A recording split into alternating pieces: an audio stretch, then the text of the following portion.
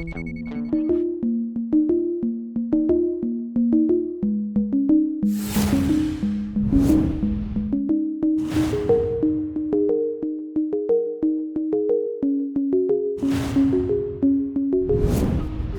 бастың елінен Қазан деген ер шықты, жөн білмеген шер шықты. Ноғайлының көбелін қырап жойып тауысыпты.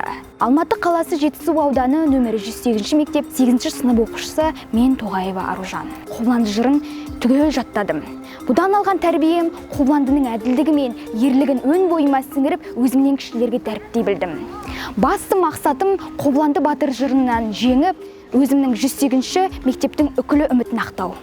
Дайындалу барысында біздер көптеген әдеби теориялық көркемдегіш құралдармен де жұмыс жасаймыз.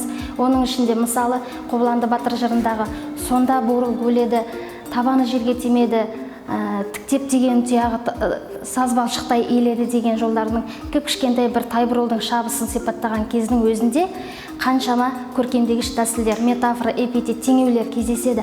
Сол сияқты оқушының да әдеби теориялық негіздегі ұғымдары кеңейіп келеді бүгінгі таңда. Досы көрсе қуанған, белді бекем буалған, бір Жетісу жастары, тұлпар